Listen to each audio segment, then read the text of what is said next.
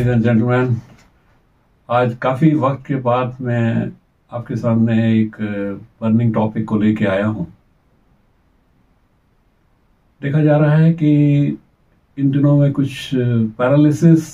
नाम की जो बीमारी है उसकी संख्या बहुत ज़्यादा बढ़ रही है, और जो रूट कॉज समझ में आता है, जो शारीरिक रूप से जो फैक्टर्स होते हैं, जैसे ब्लड प्रेशर है या कभी किसी कारण से इंसान गिर गया किसी ऊंचाई से और रीढ़ की हड्डी पे चोट आ गई या कुछ ऐसे भाग पे चोट आ गई जिससे कि कई बार सिर के एरिया में भी कहीं चोट आ जाती है, तो कुछ ब्रेन क्लॉटिंग वगैरह हो जाता है या इस तरह से होता है। लोग हाइपरटेंशन की दवाई खाते हैं, काफ़ी टाइम से खा रहे हैं, उसकी आदत सी पड़ चुकी है, और किसी पार्टी वगैरह से वापस आए और उसके बाद वो खाना भूल गए और सडनली वो ट्रैप हो गए, और इस तरह से बहुत मरीज आते हैं तो वो बताते हैं। अब सवाल ये उठता है कि ये पैरालिसिस है क्या। छोटे शब्दों में, क्योंकि डिटेल में बताना इतने छोटे से क्लिप में पॉसिबल नहीं होगा, लेकिन ये मान लीजिए आपके कोई शरीर का कोई भी भाग, जैसे चाहे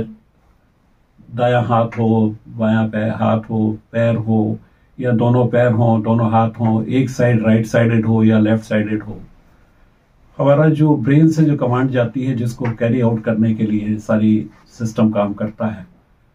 वो किसी कारण से कमांड तो जा रही है ब्रेन से, लेकिन हाथ या पैर उसको कैरी आउट नहीं कर पा रहे। हमें अगर ये कहा जाता कि पैर उठाओ, हमको बात समझ आ रही है और हम पूरी कोशिश करने के बाद भी उठा नहीं पा रहे हैं। कई बार ऐसा भी देखा गया है कि वो इफेक्ट जो है फेस पे भी आ जाता है, इसको बेल्स पैल्सी वगैरह भी कह देते हैं, या इस तरह से मुंह टेढ़ा हो जाता है,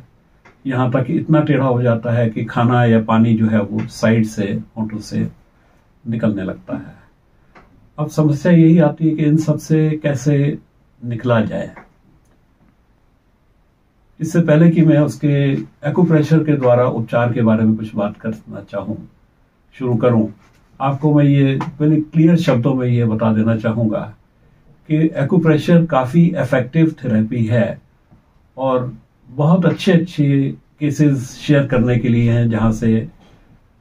बंदा वहां से उसकी वजह से उपचार करके बाहर स्वस्थ होकर बाहर आ गया है। लेकिन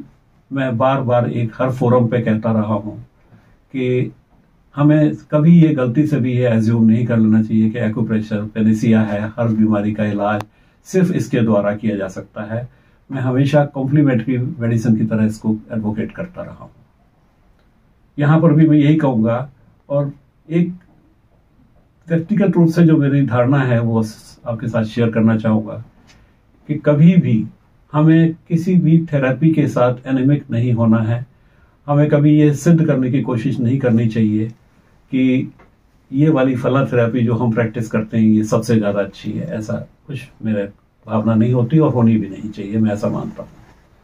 और इसलिए पूरी जोर दे के ये कहना चाहूंगा कि जब कभी आप किसी ऐसे पेशेंट से, if you come across a patient जिसको पैरालिसिस या स्ट्रोक की समस्या नजर आ रही है आपको कि ऐसे सिम्टम्स में जा रहा है, या उसको हार्ट अटैक की तरफ जा रहा है, तो पहले 3 घंटे जो है, जब भी वो सिम्टम एमर्ज हों, तो 3 घंटे बहुत ज्यादा क्रूशियल होते हैं। और उस समय अगर उसको एलोपैथिक कन्वेंशनल मेडिसिन का जो इलाज मिल जाए तो वो बहुत ज्यादा जल्दी से ज्यादा उसका नुकसान नहीं हो पाता, ना हार्ट में ना ब्रेन में। और क्योंकि कोई भी पार्ट हार्ट का या ब्रेन का वो डिफंक्ट हो जाए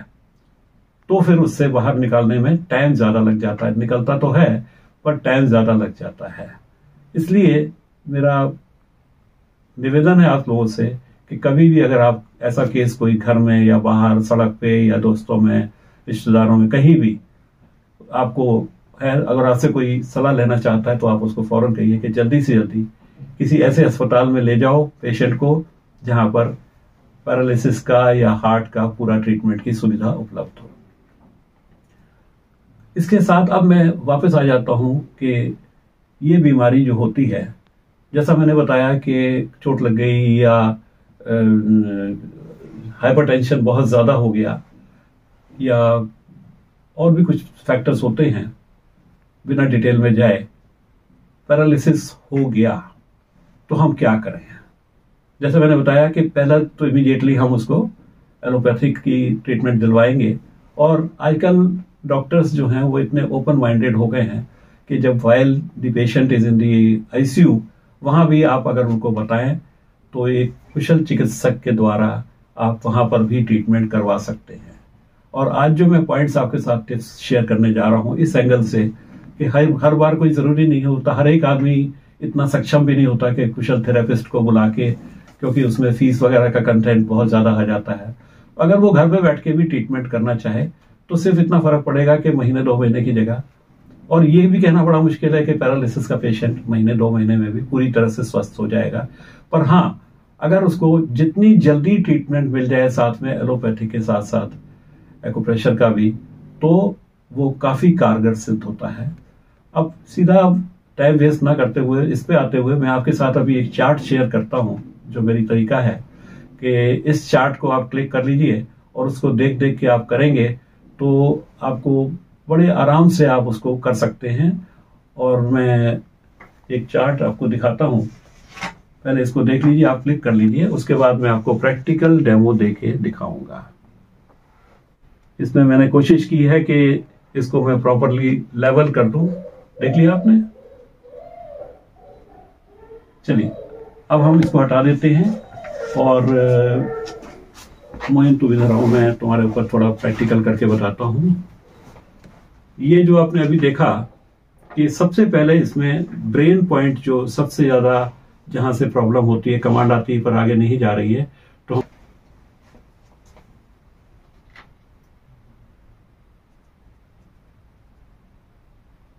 ये जो जगह है, ये चारों अंगूठे में, दोनों पैर के अंगूठे में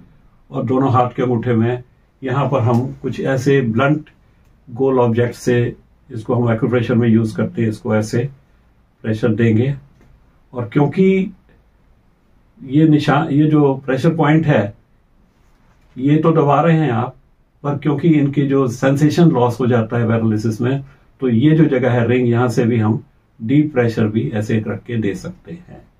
इसके बाद जो है साइनस पॉइंट्स जो हैं, ये सारे साइनस पॉइंट्स जो आपको आप उसमें चार्ट में देखेंगे, एस लिखा हुआ, उसको ऐसे क्लॉकवाइज डायरेक्शन में हम to the count of 10 3 times pressure देंगे सारी जितनी उंगलियां हैं और अंगूठों पर। उसके बाद एक ये स्प्रिंग रिंग होता है, बहुत इजीली अवेलेबल है। इसमें ये जो जगह है, ये पूरी, ये जो नाखून के जहां से इधर ये पतली खाल आती है, ये साइड पूरा जो है एक्यूप्रेशर में हम ये मान के चलते हैं कि ये न्यूरो सिस्टम डायरेक्टली जो है वो जितना भी नेटवर्क है उसके साथ कनेक्टेड है। और इसमें हर उंगली पे इस तरह से इसको नीचे से ऊपर, मुट्ठी बंद करो, ये ऐसे लेके गए और ये वापस लेके आए, ये एक राउंड पूरा हो गया। ऐसे हमको 10 से 12 बार हर उंगली पे करना है।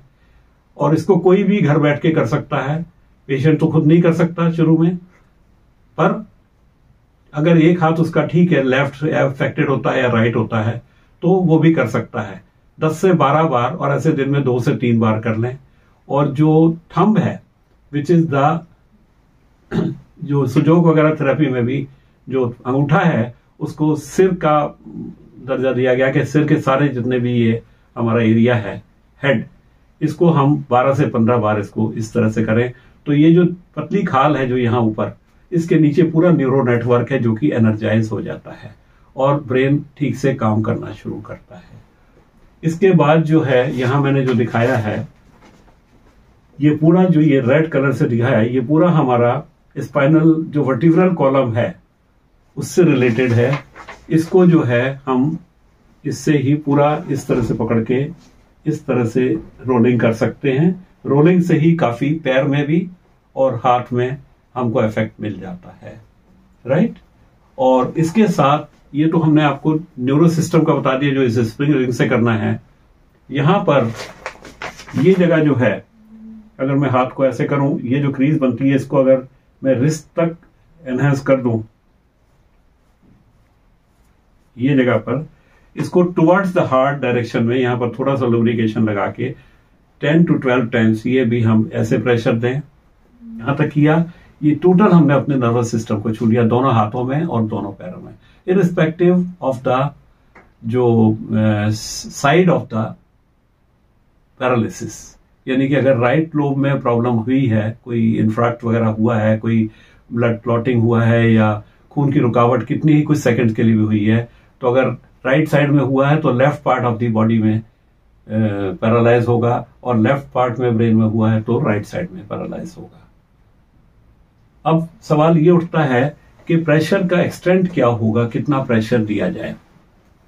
प्रेशर के बारे में हमेशा एक बात ध्यान रखिए, क्योंकि शुरू में जब पैरालाइज पेशेंट है तो पेशेंट को तो पेन का एहसास ही नहीं होगा, जो ठीक है उसमें एहसास होगा, तो हम उसको माइल्ड टू मॉडरेट, हमेशा मेरा ये प्रिंसिपल रहा है, और जितने भी मैं लोगों को बताता हूं, सिखाता हूं, ट्रेनिंग में जब देते हैं तो उसमें यही सिखाते हैं कि कभी भी प्रेशर जो है वो जरूरत से ज्यादा नहीं देना है। और उसको अगर सिंपल शब्दों में एक सेंटेंस में सम अप किया जाए तो हम कहेंगे start by giving mild pressure, go to moderate and never be harsh. किसी भी हालत में पेशेंट की पेन थ्रेशोल्ड को हमने एक्सीड नहीं करना है। Thank you so much. I hope कि आपको ये इसमें काफी कुछ समझ आया होगा, और अगर कोई आपको लगे कि कोई क्लैरिफिकेशन की जरूरत रह गई है तो वीडियो को लाइक सब्सक्राइब करना तो भूलेंगे नहीं आप, आई एम श्योर। और भी बहुत सारे पहले पड़े हुए हैं, इस बार काफी टाइम लग गया, पर अब मैं कोशिश करूंगा कि मैं कम से कम 8-10 क्लिप्स जो हैं जल्दी जल्दी अंतराल पे डालूं। ठीक है, all the best, thank you.